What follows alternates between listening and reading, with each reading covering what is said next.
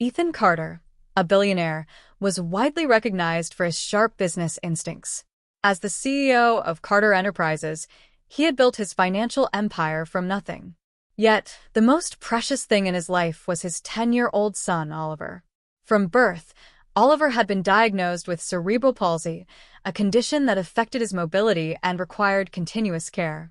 Despite all his wealth, Ethan struggled to find someone who treated Oliver with true kindness rather than out of mere duty. One crisp autumn afternoon, Ethan and Oliver stopped by a small, family-run diner on the outskirts of the city.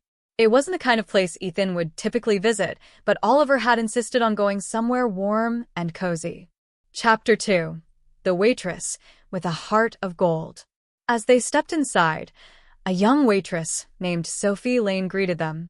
In her mid-20s, Sophie had warm brown eyes and a radiant smile that seemed to brighten the dimly lit diner. She had been pulling double shifts, working tirelessly to support her mother, who had recently been diagnosed with cancer. Finances were tight, yet Sophie never let hardship dull her kindness. As she approached their table, her eyes caught Oliver struggling with his fork.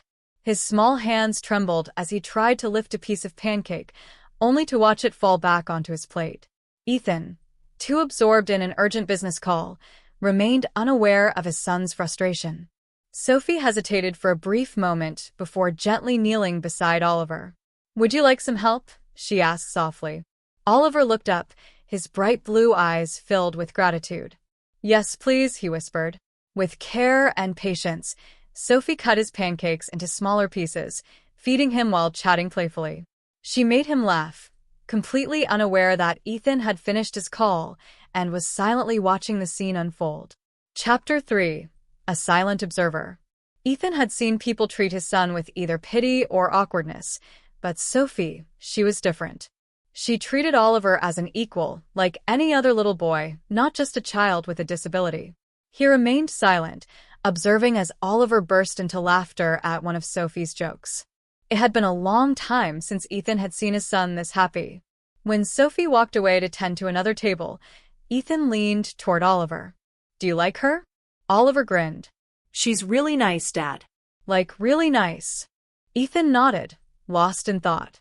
He was a man who believed in rewarding kindness, and Sophie had just shown him something money could never buy: genuine compassion. Chapter 4. A Life of Struggles. That evening, Sophie returned home, exhausted. She lived in a tiny apartment with her mother, Linda, who lay weakly on the couch. "How is work, sweetheart?" Linda asked, her voice barely above a whisper. Sophie forced a smile. It was okay, just another long shift. She didn't mention the mounting medical bills or how she had skipped meals to ensure her mother had what she needed. Dreams?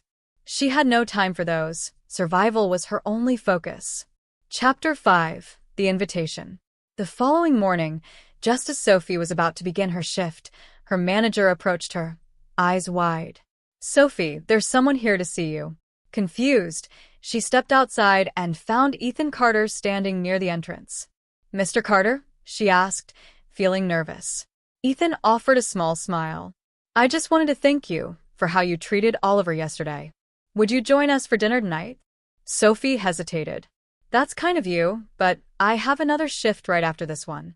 Ethan nodded, considering something. "What if I pay you triple what you'd earn in that shift?" Her breath hitched. That kind of money could cover her mother's medication for an entire month. "All right," she agreed. Chapter 6. An Unforgettable Evening. That night, Sophie arrived at Ethan's grand estate, feeling out of place in her thrift store dress. As soon as she stepped inside, Oliver beamed. "Sophie, you came?" Throughout the evening, Ethan watched as Sophie and Oliver chatted like old friends. For the first time, he saw his son truly bond with someone outside their family. And by the time the night came to an end, Ethan had made a decision, one that would change Sophie's life forever. Chapter 7. A Proposal That Changes Everything. "Sophie," Ethan said seriously, "I know you're struggling, and I want to help." She shook her head immediately. "I don't need charity, Mr. Carter." Ethan smiled. "Not charity. A job." I'd like to hire you as Oliver's personal caregiver." You'd live here, have a generous salary, and all your mother's medical bills would be covered. Tears welled up in Sophie's eyes. Why would you do that for me? Because you treated my son with kindness when no one else did, Ethan said simply. Chapter 8. A New Beginning. Sophie accepted the offer, and overnight, her life transformed. She grew even closer to Oliver, and her mother received the best medical care possible. And as time passed, Ethan found himself drawn to Sophie, not just because of how she cared for Oliver, but because of the warmth and light she brought into their lives. One day, as they stood in the garden watching Oliver play, Ethan reached for her hand. I don't know how I ever lived without you in our lives, he admitted. Sophie smiled, giving his hand a gentle squeeze. Some things are just meant to be.